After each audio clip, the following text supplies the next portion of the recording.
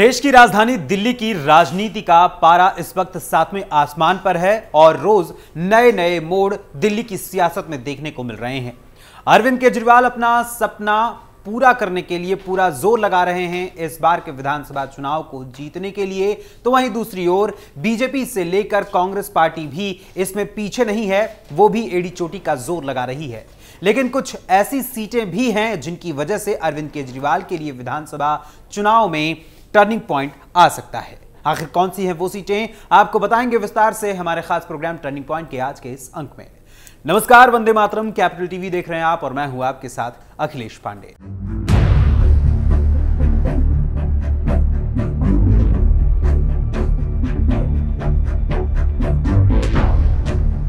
दिल्ली में विधानसभा चुनाव की घोषणा बहुत जल्द हो सकती है। चुनाव आयोग अगले कुछ दिनों में ही इसकी घोषणा कर सकता है। राजनीतिक पार्टियों में आम आदमी पार्टी ने सबसे पहले अपने सभी 70 सीटों के उम्मीदवारों की घोषणा कर दी है और उन्हें चुनावी मैदान में उतार दिया है। वहीं कांग्रेस ने 56 और बीजेपी ने अभी तक कोई भी लिस्ट जारी नहीं की है। बीजेपी के लिए इस बार का दिल्ली विधानसभा चुनाव पूरी तरीके से एक प्रतिष्ठा का भी सवाल बना हुआ है। अरविंद केजरीवाल की पार्टी को हराने और दिल्ली में सत्ता का सूखा समाप्त करने के लिए बीजेपी अपनी रणनीति में लगी हुई है।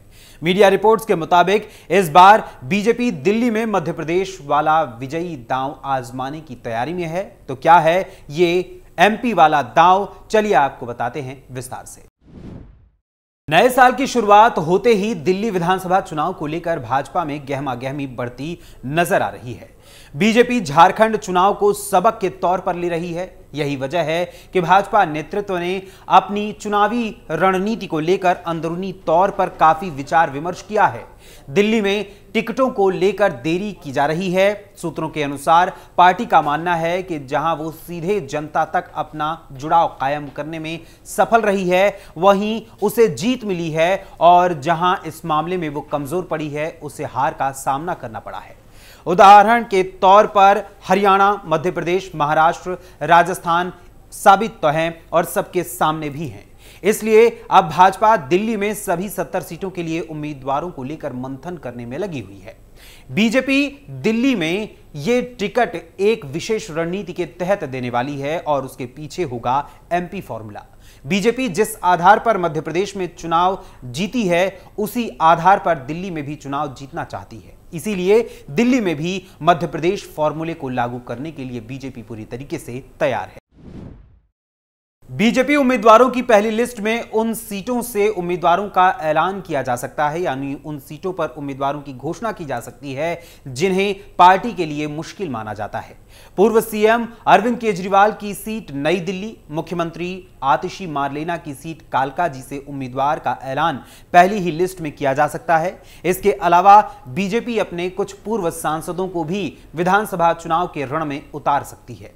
इन सभी सीटों और सभी टिकटों को अब केंद्रीय नेतृत्व के साथ अनौपचारिक बैठक में विचार विमर्श के बाद ही फाइनल किया जा सकता है और केंद्रीय चुनाव समिति की बैठक में इसे अंतिम रूप तभी दिया जाएगा जब इस पर पूरी तरीके से मंथन हो जाएगा।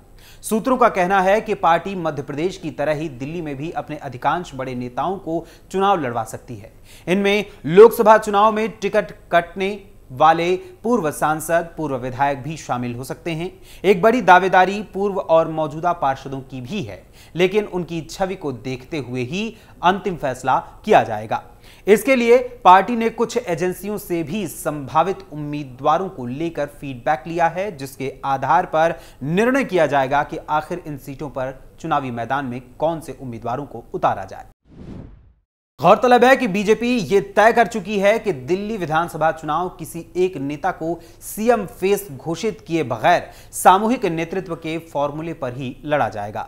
यही फॉर्मूला पार्टी ने मध्य प्रदेश और छत्तीसगढ़ के साथ ही राजस्थान में भी अपनाया था।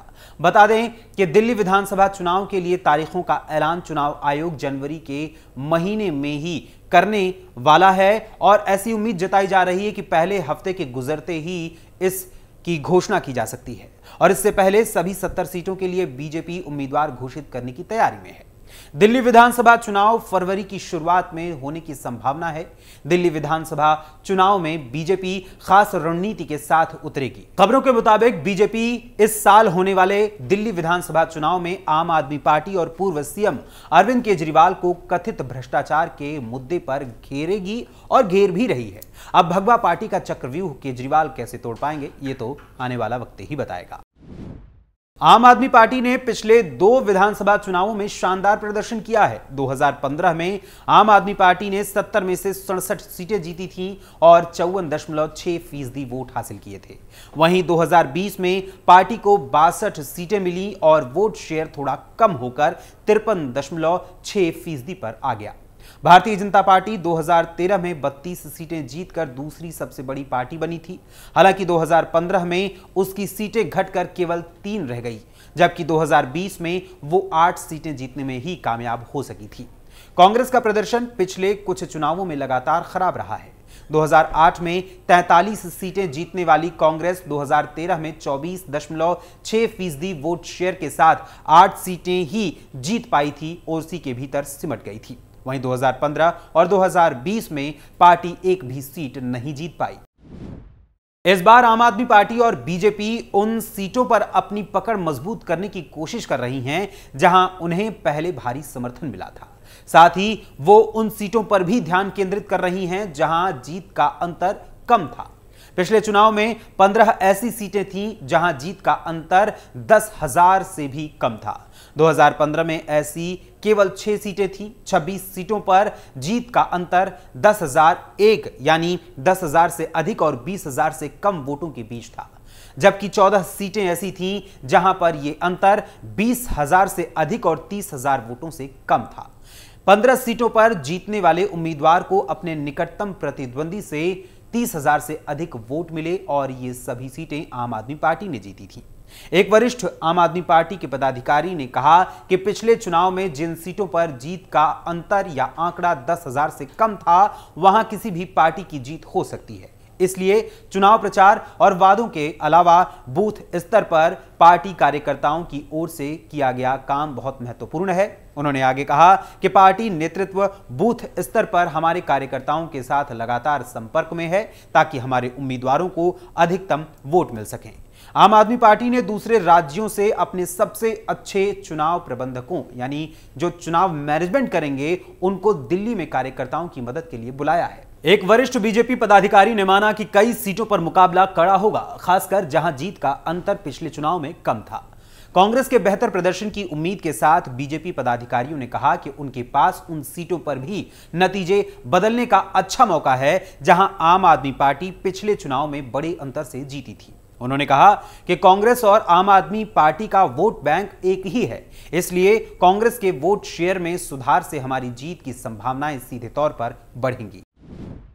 2020 के चुनावों में कांग्रेस ने 66 सीटों पर चुनाव लड़ा था। उसके 3 उम्मीदवारों को 20,000 से अधिक वोट मिले थे, जबकि 5 को 10,000 से लेकर 20,000 के बीच वोट मिले थे और 20 उम्मीदवारों को 5,000 से 10,000 के बीच ही मत मिले, जबकि 38 उम्मीदवार ऐसे थे जिन्हें 5,000 से भी कम वोटों पर सिमटना पड़ा। एक कांग्रेस पदाधिकारी ने कहा कि हम न केवल उन कुछ सीटों पर नतीजों को प्रभावित करेंगे, बल्कि हमारे उम्मीदवार इस बार कई सीटों पर चुनाव जीतेंगे भी। इस बार दिल्ली में नतीजे चौंकाने वाले होंगे। दिल्ली की कई विधानसभा सीटें ऐसी हैं जहां पर जोरदार मुकाबले की संभावना दिख रही है। यहां एक सीट ऐसी भी है जहां पर पिछले 3 चुनाव में 3 अलग अलग दलों की जीत हुई है। ऐसे में क्या इस बार भी परिणाम बदलेगा? अगर ऐसा हुआ तो आम आदमी पार्टी को बड़ा झटका लग सकता है। राजधानी दिल्ली में आम आदमी पार्टी और भारतीय जनता पार्टी की तरह कांग्रेस भी मजबूत तैयारी के साथ चुनावी मैदान में उतर रही है। पिछले 10 साल से सत्ता पर काबिज होने की वजह से आम आदमी पार्टी को इस बार कड़ी चुनौती का सामना करना पड़ सकता है। पार्टी का शीर्ष नेतृत्व सत्ता विरोधी लहर से होने वाले नुकसान को कम करने की कोशिश में लगी हुई है। पूर्वी दिल्ली में पड़ने वाली मुस्तफाबाद विधानसभा सीट का परिणाम हर बार चौंकाने वाला ही रहा है। यह दिल्ली की उन चंद सीटों में शामिल है जहां सत्ता में रहे तीनों प्रमुख दलों की जीत लगातार कई बार उनको मिल चुकी है।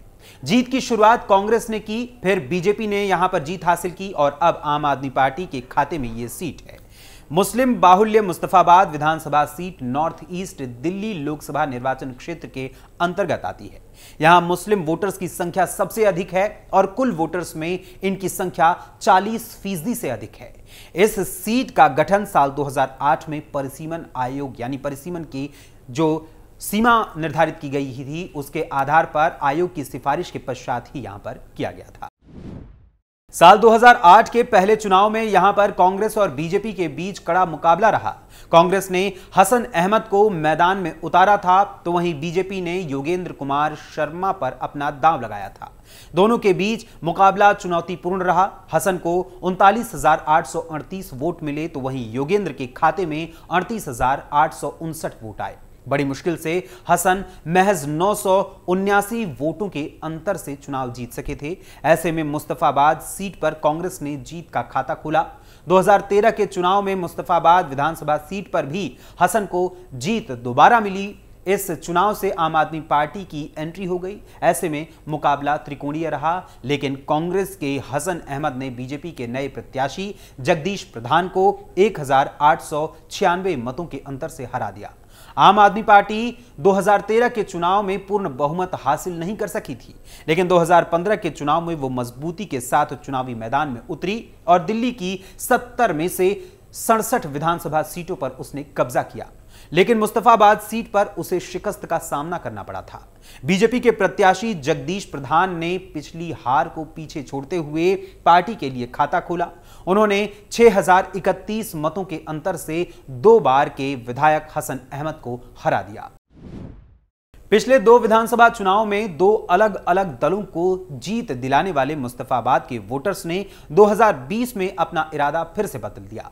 आम आदमी पार्टी ने इस बार हाजी यूनुस को चुनावी मैदान में उतारा तो बीजेपी ने अपने निवर्तमान विधायक जगदीश प्रधान पर भरोसा जताया। कांग्रेस ने यहां से अली मेहदी को चुनाव में उतारा। वहीं मुस्लिम बाहुल्य इस विधानसभा सीट पर आम आदमी पार्टी के हाजी यूनुस ने कमाल का प्रदर्शन किया और 50% से अधिक वोट अपने नाम कर लिए। उन्हें कुल 98,850 वोट मिले, यानी 53.20% उन्हें वोट हासिल हुए, जबकि बीजेपी के प्रधान को 78,146 वोट मिले। इस बार हार जीत का अंतर पिछले मुकाबलों की तुलना में बढ़ गया। यूनुस ने 20,704 वोटों से यहां पर चुनाव जीता था। 2013 में कांग्रेस, 2015 में बीजेपी और फिर 2020 में आम आदमी पार्टी मुस्तफाबाद सीट पर पिछले 3 चुनावों में अलग अलग दलों को जीत मिली है। आम आदमी पार्टी ने 2025 के विधानसभा चुनाव के लिए अपना प्रत्याशी फिर से बदल दिया है और आदिल अहमद खान को चुनावी मैदान में उतारा है, जबकि कांग्रेस ने पिछले चुनाव में हार का सामना करने वाले अली मेहदी पर फिर से भरोसा जताया है। बीजेपी ने दिल्ली चुनाव के लिए अब तक अपने पत्ते नहीं खोले हैं, लेकिन आम आदमी पार्टी के लिए अपनी ये सीट बचा पाना इतना आसान इस बार नहीं दिख रहा है।